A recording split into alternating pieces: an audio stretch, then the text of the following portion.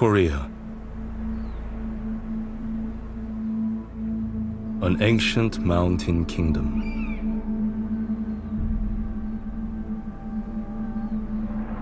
A land divided by conflict.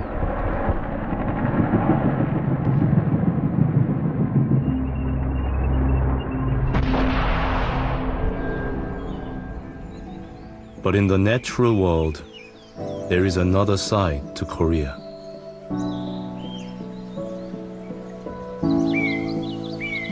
In the south are pockets of untouched wilderness.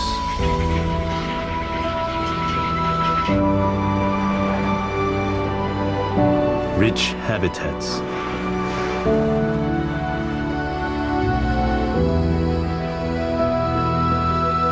With extraordinary creatures.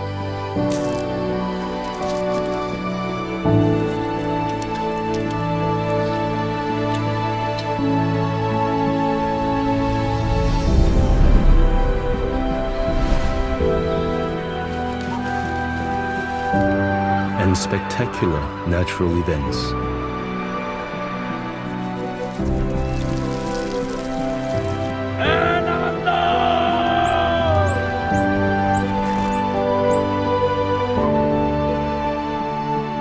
A place where nature and mankind have lived in harmony for centuries.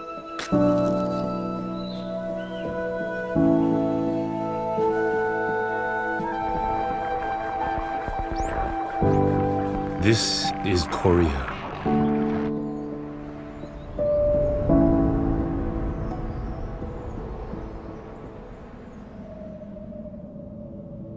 Korea lies on the eastern edge of Asia.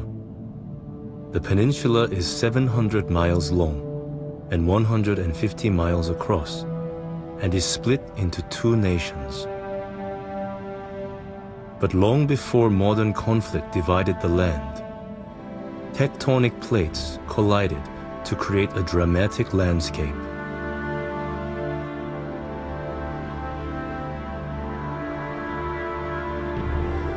"60 million years ago, unimaginable forces raised the jagged peaks that dominate the east of Korea.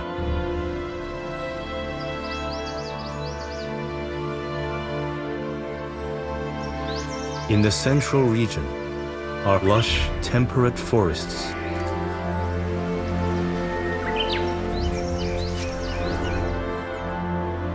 Further south, these give way to fertile wetlands. And where the land finally meets the sea, the shallow incline creates vast tidal ranges with endless mudflats, teeming with life.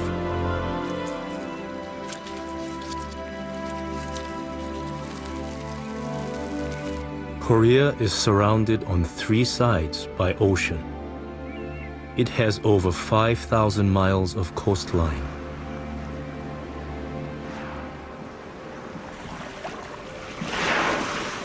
In the far south, the islands of Jeju are home to a resident population of Indo-Pacific bottlenose dolphins.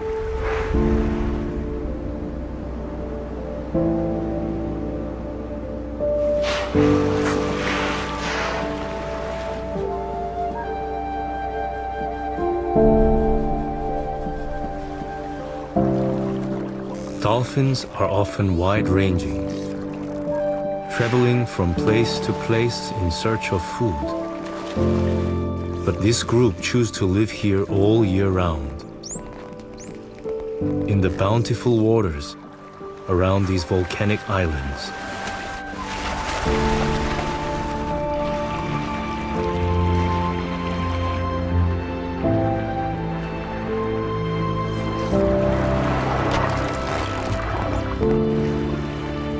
Bottlenose dolphins are highly social creatures and live in tight-knit matriarchal pods.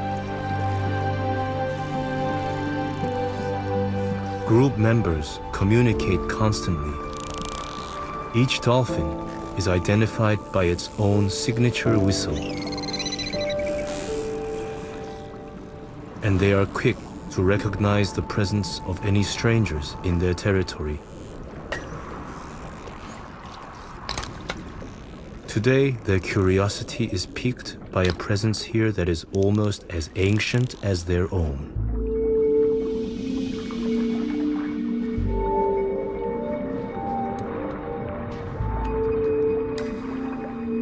Dolphins can be wary of divers, but not of this one. Like them, she dives free, exploring the depths on a single breath. The pod have grown up sharing these waters with an all-female free-diving community known as the Hanyo, Sea Women.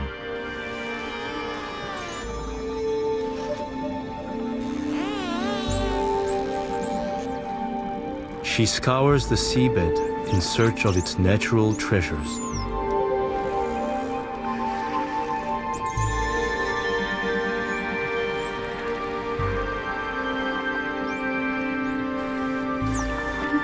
They live in harmony as they have done for hundreds of years. Soon the season will change, and these waters will be filled with prizes for the Hanyo.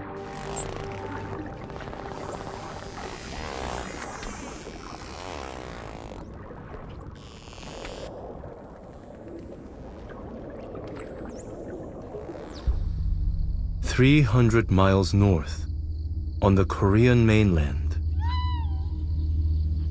the palaces of the Joseon kings, an imposing legacy of the powerful dynasty that once ruled here.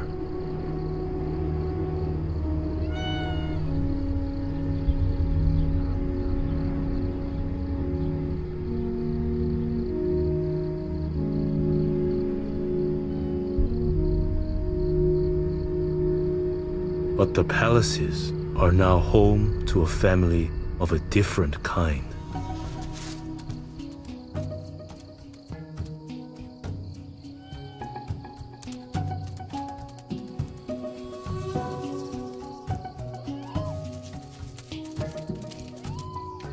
A family of raccoon dogs. Though they are named for their resemblance, they are much more closely related to dogs than they are raccoons. This opportunistic family have left their usual forest dwelling for the safety of the palace grounds. For the most part, life is good here.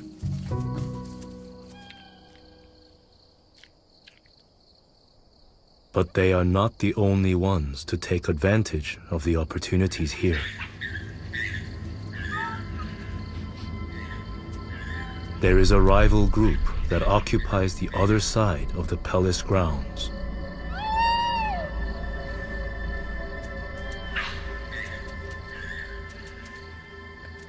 With young pups, the family's father must be extra vigilant.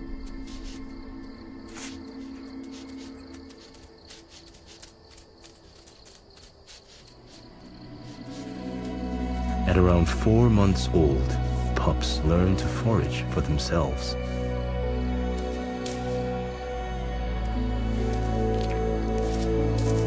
But hunting insects requires a little practice.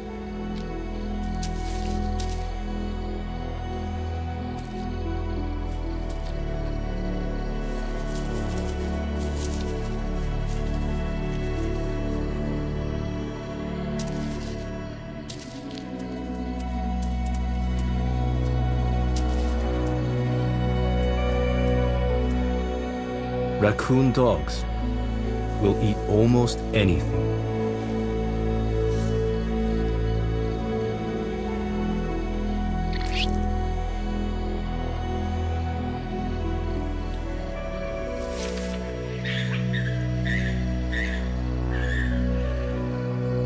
Tonight, the family is anticipating something extra special on the menu.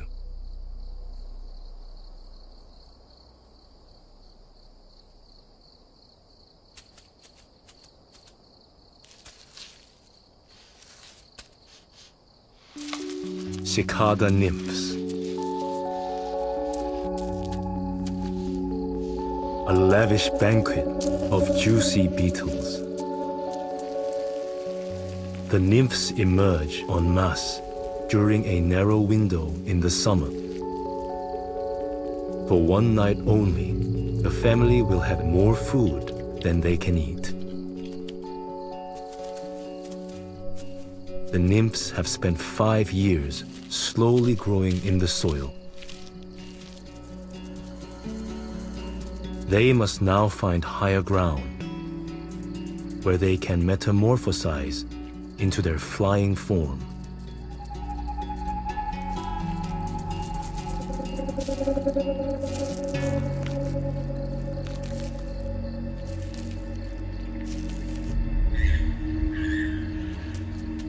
Such rich rewards attract hungry rivals. The pack of young males from the far side of the palace grounds are also eager to have their fill.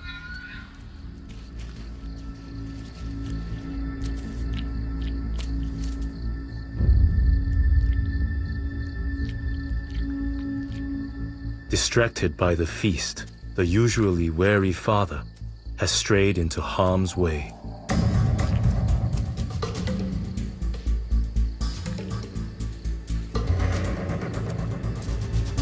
He is outnumbered and in danger.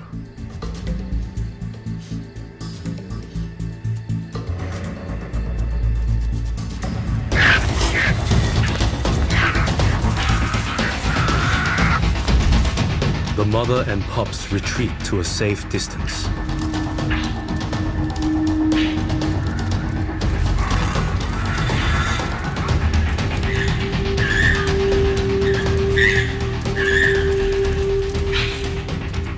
Their father escapes, injured but lucky to be alive.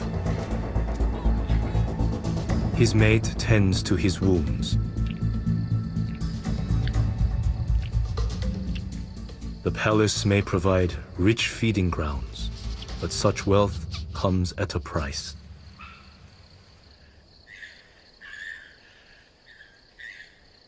Some of the cicadas have reached their destination. After years of lying underground, the lucky ones will get their wings. During metamorphosis, they are at their most vulnerable. But up here, at least they are safe from the hungry pups. Now they will devote the last chapter of their life, just 1 month, to finding a mate. It is a cycle that has played out here for hundreds of years. During this time, the world beyond these walls has changed. The palace is now surrounded by South Korea's capital city, Seoul.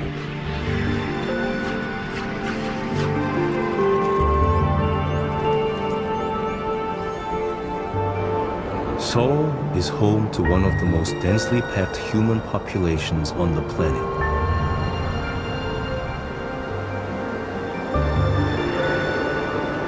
It is easy to see why the raccoon dogs seek refuge in the palace.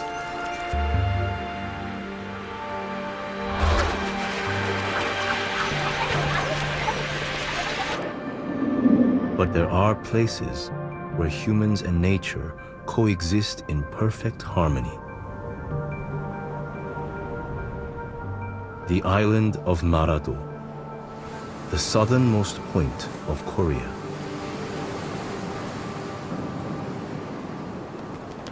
Beyond the cliffs and caves, there is a small community, the Hanyo, sea women, as they are known here.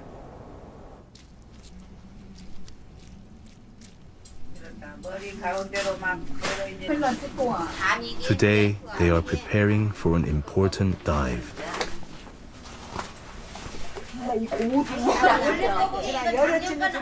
There are men on the island too, but a sisterhood drives the local economy. Most divers are over the age of 60, and some are much older.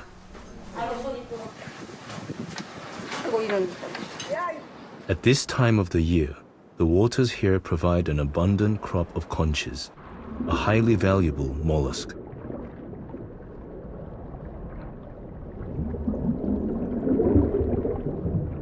The haenyeo only harvests the conches after the breeding season to ensure the harvest remains sustainable. Chungun Kim is captain. She must decide if it's safe to dive.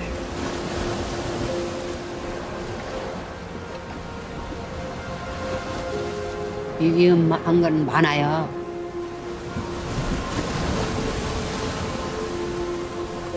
굉장히 물 조류가 굉장히 세요. 작년에 돌아가신 분이 있어요. 나이 연세는 71세.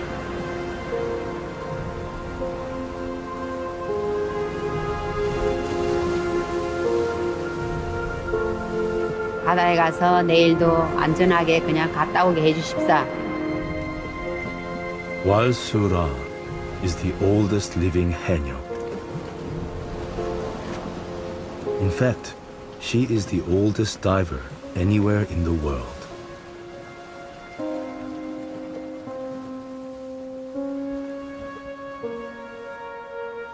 한 이거 12살에 시작했거든. She is now 94 years old. The dive captain has decided they will dive. Conditions are not ideal, but the conch season is short and they must make the most of it.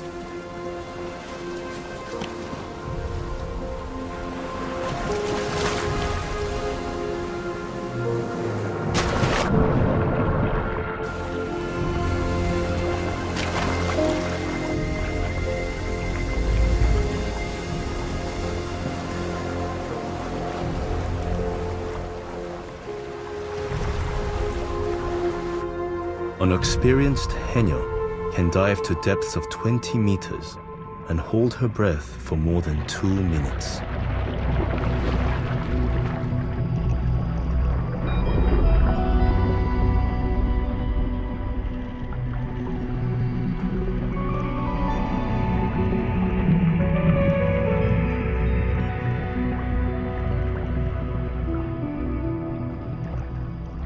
This places significant stresses on the body. There is a very real risk of blackout as the haenyeo repeatedly travel between the surface and the seabed.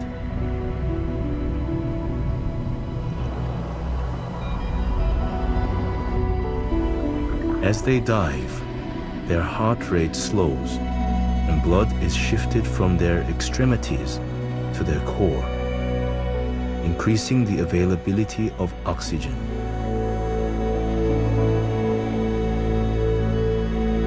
The haenyeo benefit from this adaptation to enable them to keep working on their long, cold dives. But it's exhausting work, even for the younger divers.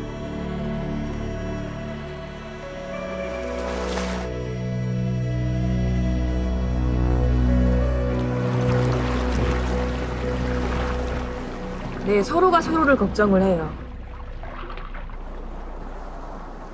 그래가지고 또 혹시나 이제 물속에서 잘못되실까봐 그렇게 그것 때문에 다 이제 걱정을 하고 있는 거죠.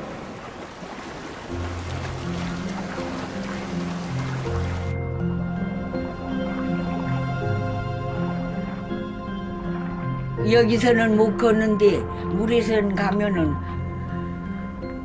잘 걸을 수가 있어요. 바다에는 가면. She may not be able to hold her breath for as long as she once did. But at 94, Walsura is still capable of diving all day.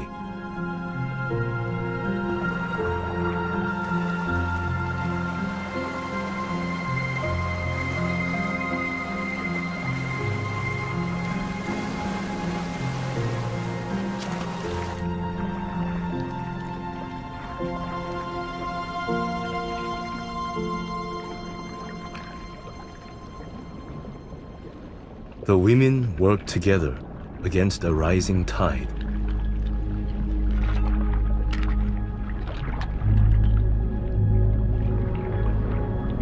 The waters here are changeable, and the longer they stay, the greater the risk. But the season is short, so the women must persist and reap the harvest while it is there.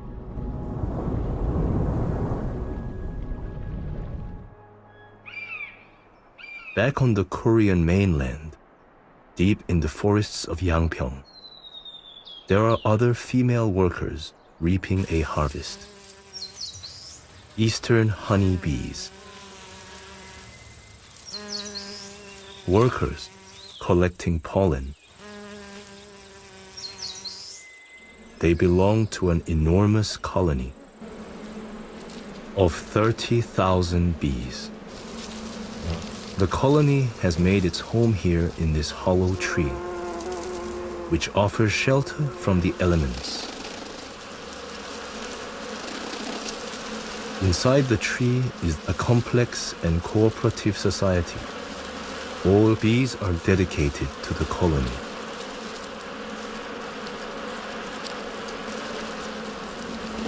At times vibrating their bodies to produce heat and maintain a perfect temperature for the next generation.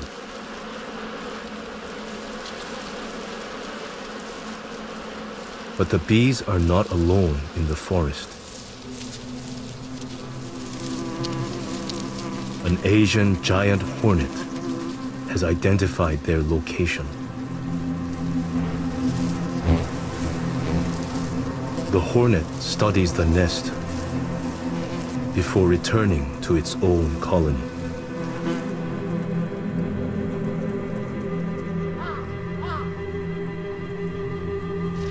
The scout has information to share.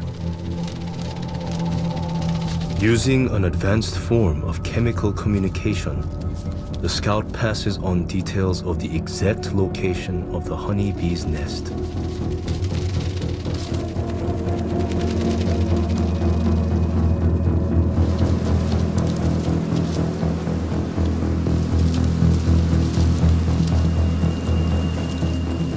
The scout returns.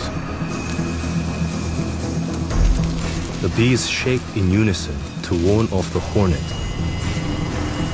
But this time, he is not alone.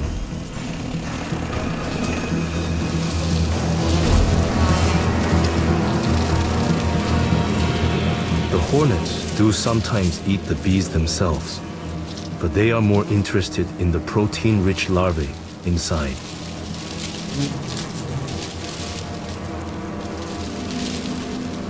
Individual bees have no chance against the hornets. Gradually, they weaken the bees' defense. There are many casualties.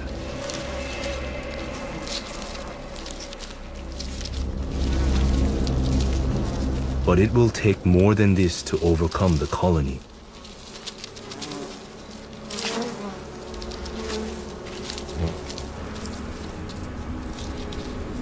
The bees prepare to fight back.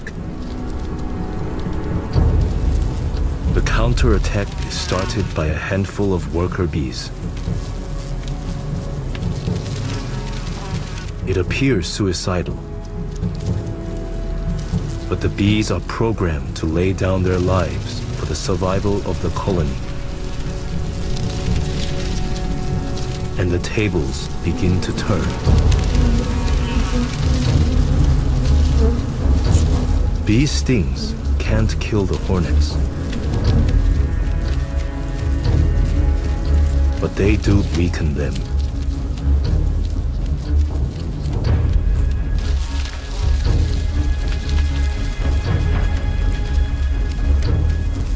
As the bees gain the upper hand, pushing their attackers back, they now release the full force of their defense for the last remaining hornet.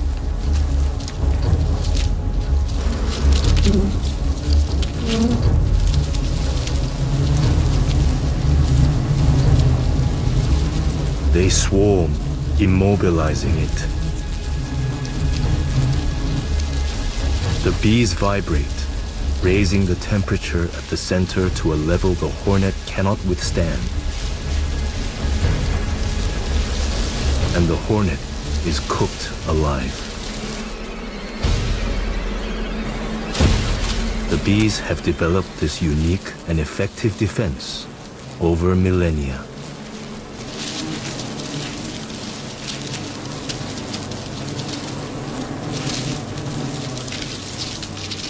Many more bees than hornets died in this encounter.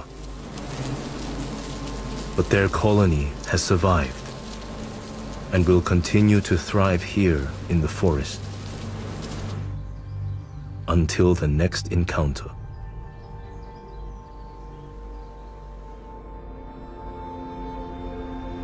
"200 miles away, the mudflats of Suncheon Bay in the south of the Korean mainland.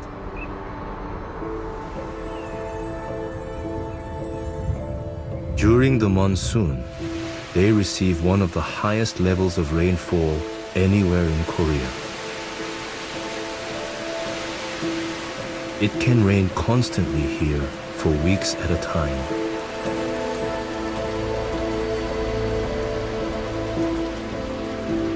But it is not the torrential downpours that have shaped this landscape.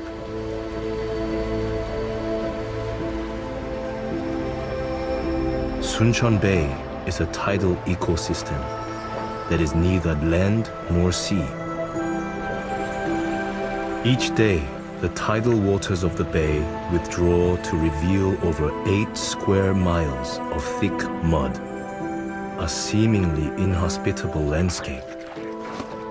But the local people thrive here, as they have done for thousands of years.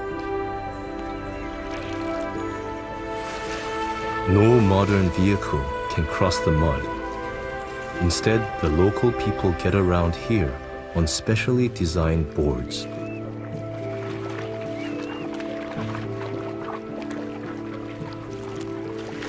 It is hard going, but the rewards are huge.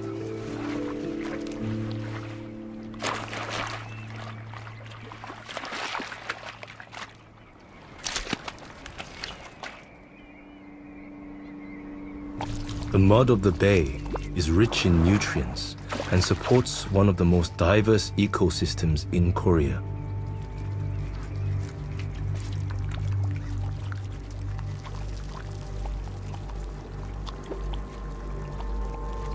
Today, the mudflat industry is larger than ever before.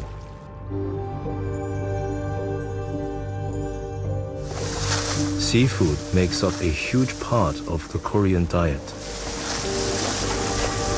and much of it comes from Suncheon Bay.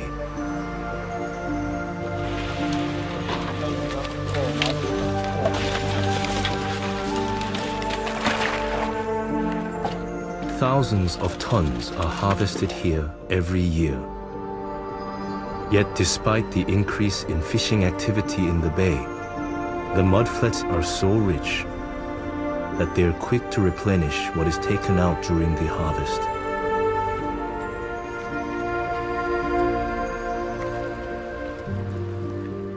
Some of the most abundant creatures here are various forms of mud skipper, the misfits of the aquatic world.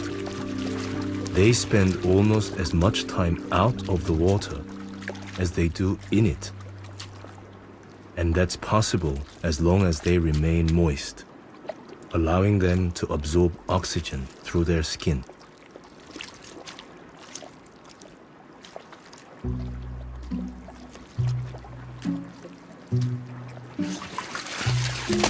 There are several different species of mud skipper here. Shuttle's hopfish is among the smallest. This male is just 5 centimeters long, and he's only just reached sexual maturity.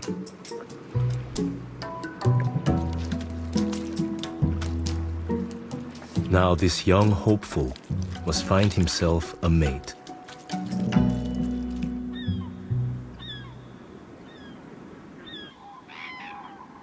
70 miles north is Upo, the largest natural swampland in South Korea. This prehistoric wetland is home to many rare species, and it's a protected conservation zone.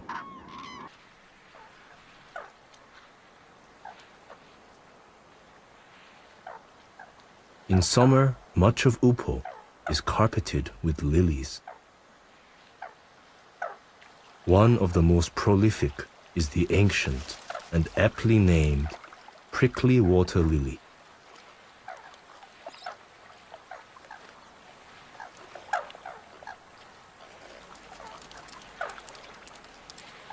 The jacana has developed exceptionally long toes to spread its weight across the thin lilies and create a bridge above the spikes. But even for jacana, it takes a little practice.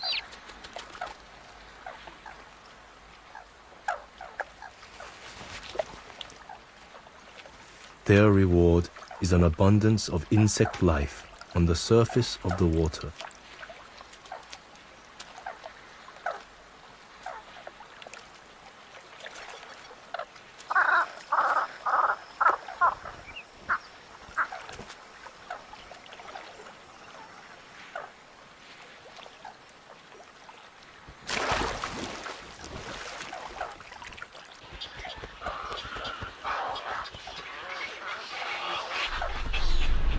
As night falls over the wetlands, another type of predator takes their place on the lilies.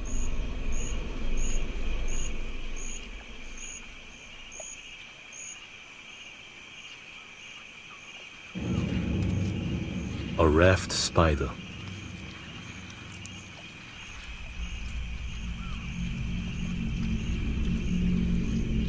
For an ambush predator, location is everything.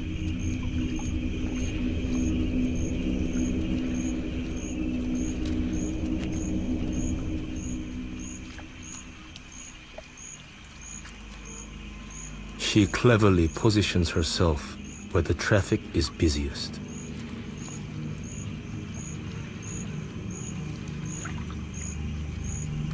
Highly sensitive to vibrations, these spiders can detect potential prey beneath the surface of the water.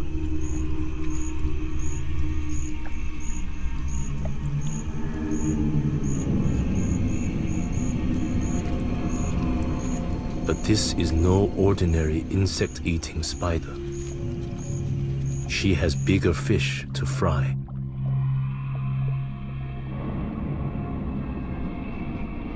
She's poised, ready to strike.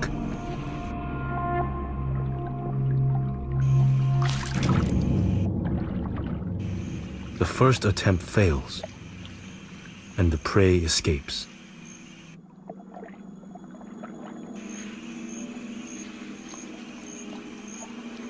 Patience, however, is the fisherman's best weapon.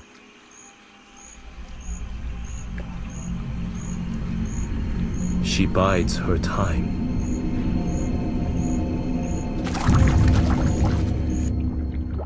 Success. The spider immediately sinks its hollow fangs into the prey to deliver a lethal dose of venom.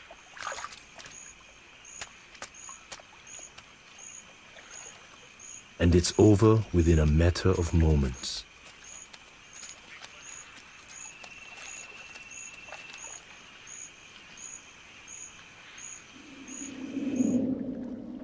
"20 miles away is Junam Reservoir, the site of one of Korea's most spectacular natural events.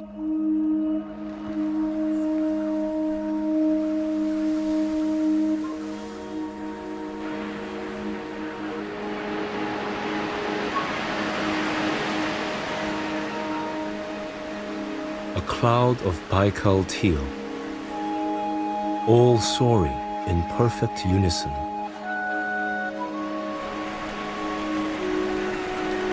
Junam Reservoir is the largest migratory bird sanctuary in South Korea. The lake never freezes, making it a perfect winter stopover for many migrating birds.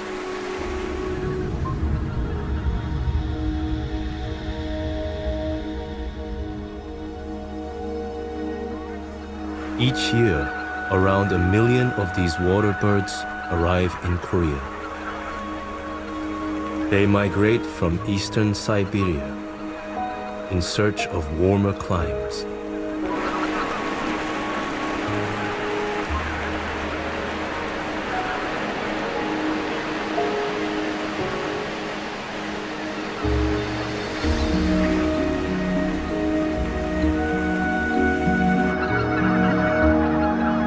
They fly in dense formations, wingtip to wingtip.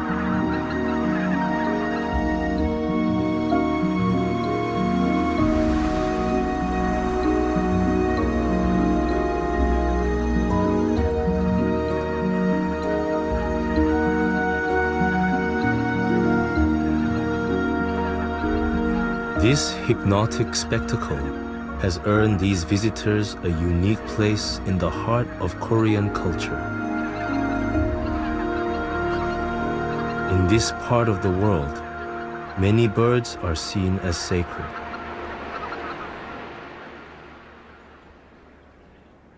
One of the most revered species lives in the mountainous forests of central Korea. Amongst the dense woodland, an ancient tradition endures.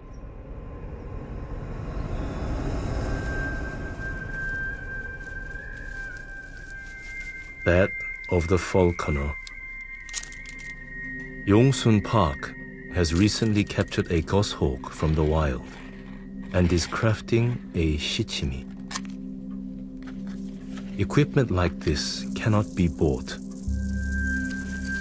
Each falconer must learn to craft his own. It is a part of the tradition.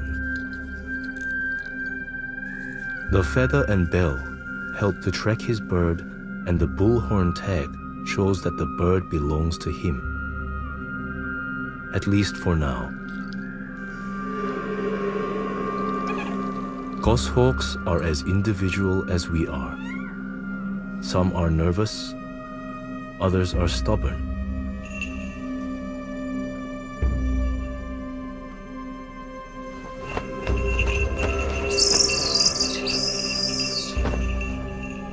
So the falconer must learn to tailor his approach. 그 훌륭한 맥구는 매 마음을 읽는 거, 그게 훌륭한 맥군이거든요. More than anything, falconry requires trust. Falconer Park has spent many hours with his hawk to build that bond.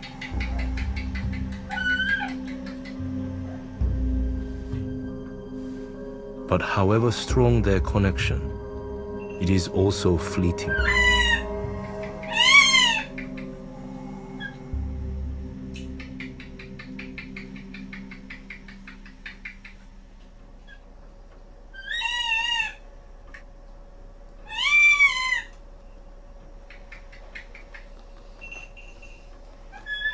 The most important tradition of Korean falconry is that the falconers do not keep their birds for life. They accept that a hawk is wild and can never be fully tamed. 내가 처음에 딱 손을 박차고 나갈 때 동작을 보면은 이게 도망가는지 사냥을 하러 나가는지 그건 알다.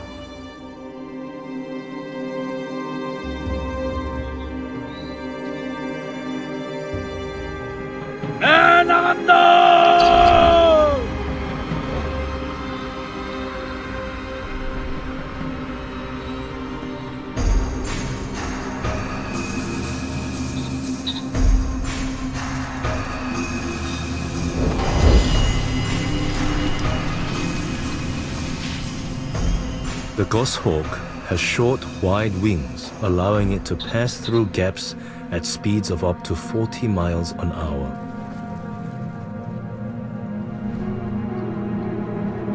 And a long rudder-like tail for sharp turns.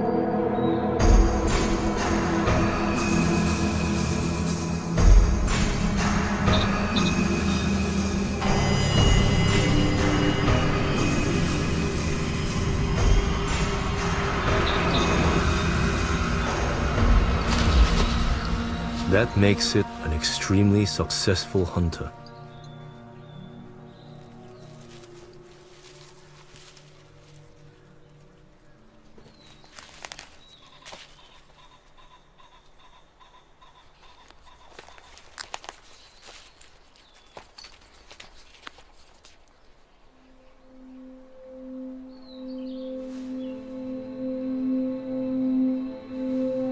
후리로 날렸을 때 다시 나한테 컴백해서 돌아오는 걸 보면은 나를 믿어주니까 그건 기쁘다.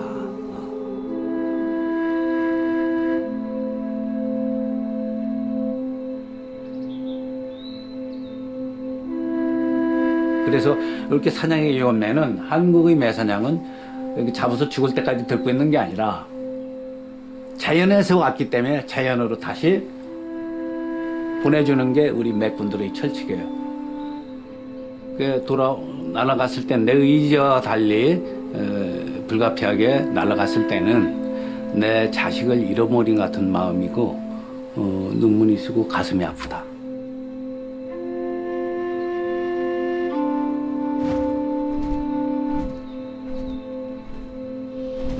그래서 원래 있던 곳으로 돌아가는 것이다.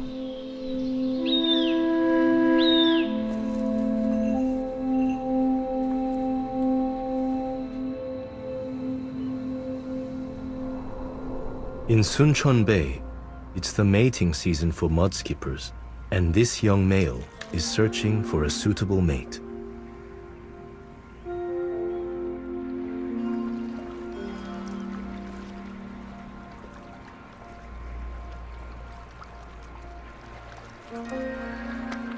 It appears the odds are stacked against him. In his quest, he must cross open water to reach a potential mating site on the far side. There are predators in these waters.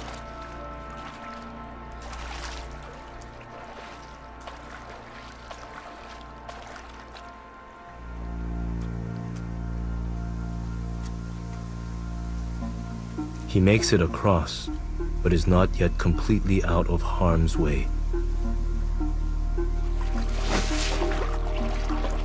Mudskippers, although hardly considered a delicacy, are eaten. They're also used in Chinese medicine, and there is a profit to be made for this fisherman.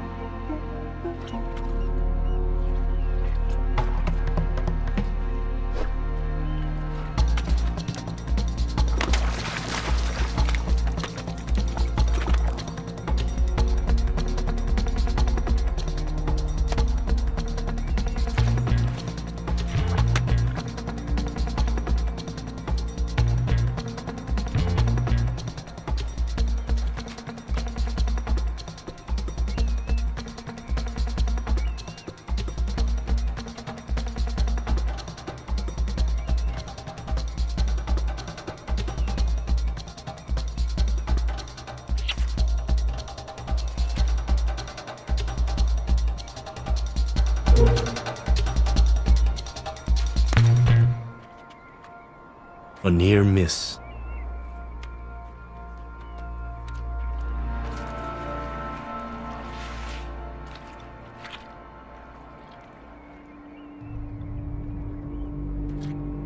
The young mudskipper escapes and moves onto unexplored territory. Other species of mudskipper can be territorial.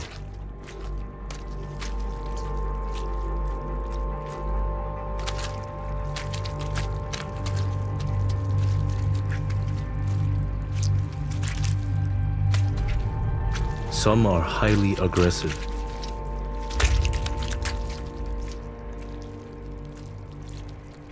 He wisely moves on.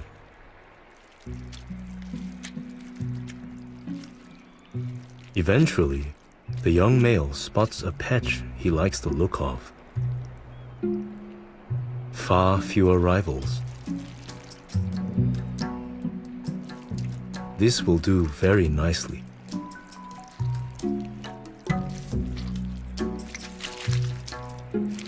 A single female. He performs his courtship dance. She seems unimpressed.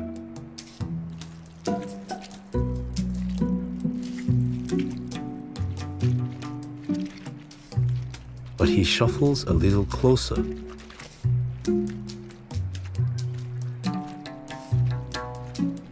And tries again.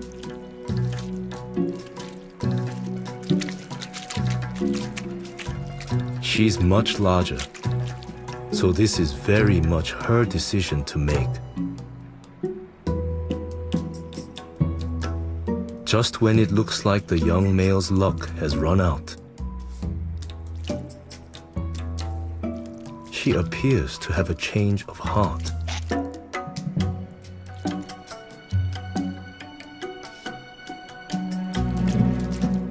He sucks her face,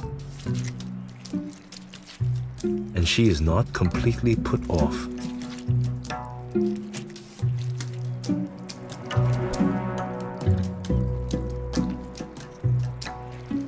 The pairing has been agreed, but the next stage won't happen in front of an audience. Their mating will take place below ground, safely inside a mud burrow.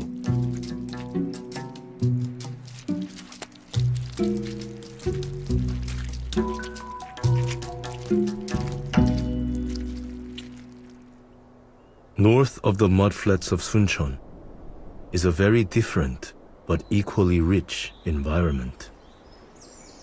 60% of South Korea is forested, and much of its biodiversity is found in these ecosystems.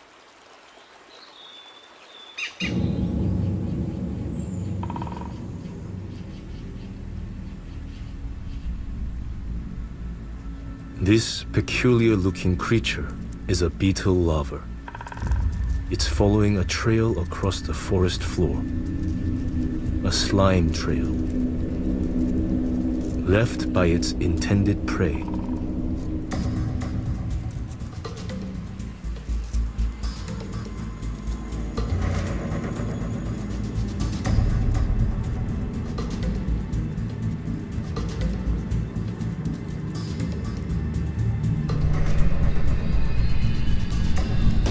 The hapless marsh snail produces a foaming mucus in an attempt to confuse its attacker.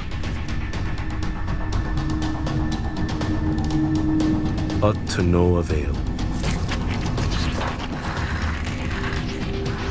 The larva injects paralyzing digestive fluids directly into the snail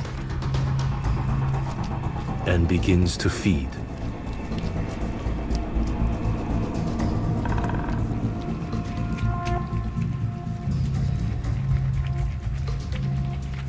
It may seem cruel, but the beetle must feed to fulfill its role in life.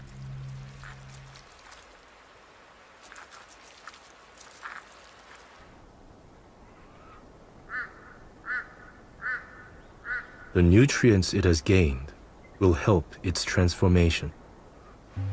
Bioluminescent chemicals in its abdomen begin to glow. It is a firefly larva, and once freed from its casing, it lights up the dark skies. A spectacle South Korea is renowned for.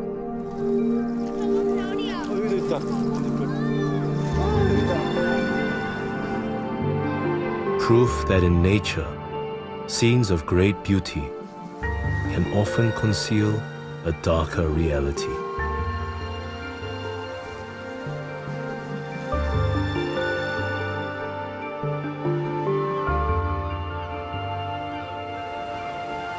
Back in the southern province of Jeju, the conch season is drawing to a close.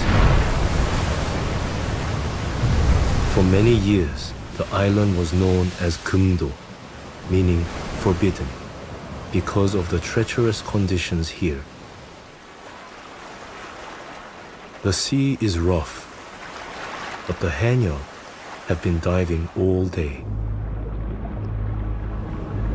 There is still an abundance of conch to collect. The haenyeo are highly sensitive to any changes in the underwater currents. Even a small change down here can signal life-threatening conditions.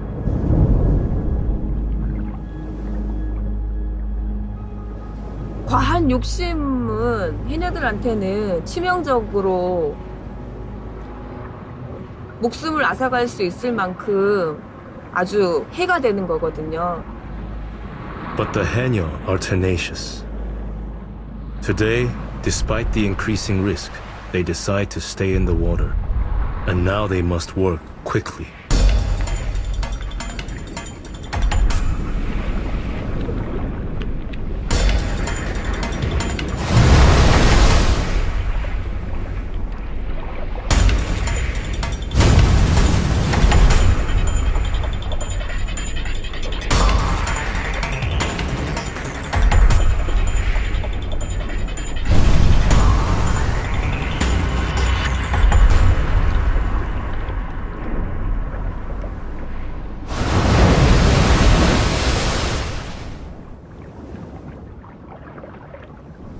Finally, with their nets filled, their work is done.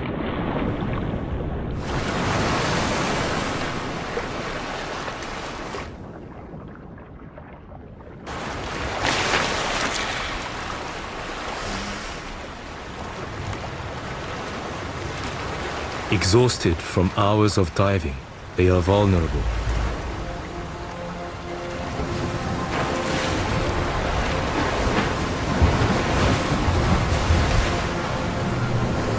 Having lost one woman to the sea last year, they know all too well the cost of making a mistake now.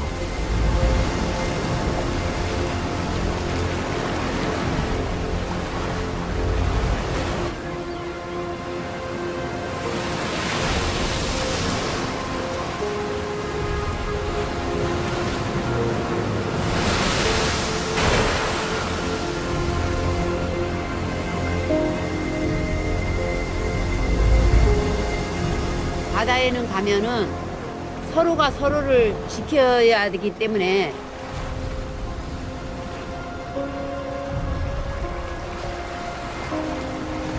With a final effort, they drag their heavy nets out of the water.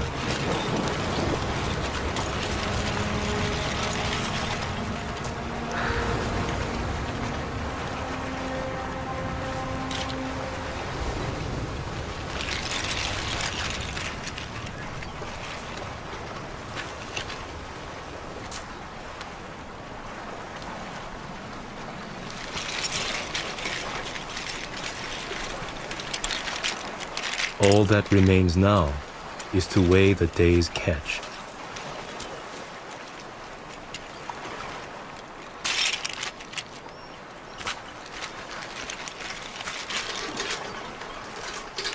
The signs are good. The harvest has been a successful one. The risks that they have taken have paid off.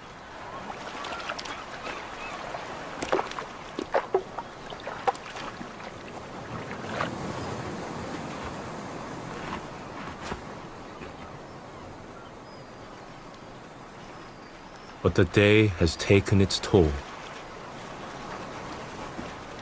More so for some than others. The haenyeo will return to dive again tomorrow. But perhaps not all of them.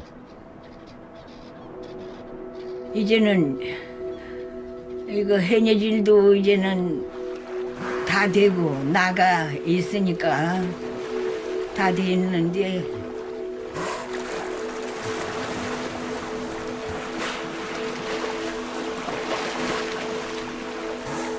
이제는 뭐 갈 날이 다 가까우니까 그렇게 되는 거지.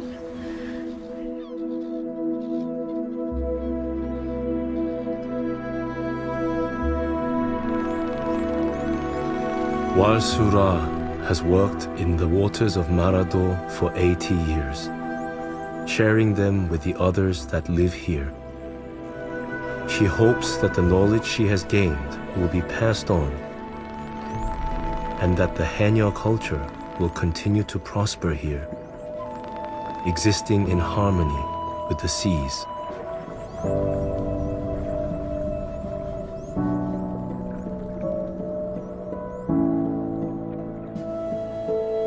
The traditional ways of life that endure in Korea today remind us that people have thrived for millennia, living harmoniously with the natural world and its many fascinating inhabitants.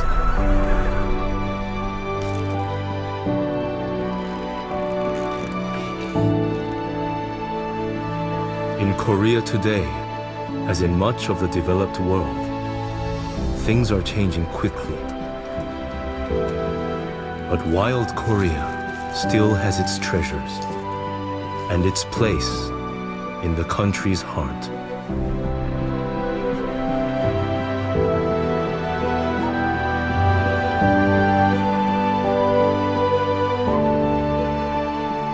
For all the gold medal action and best moments from the slopes, tracks and rinks of the Winter Olympics, press red now to watch on BBC iPlayer. Next on BBC Two, a thrill seeker from Bristol revs things up in the den.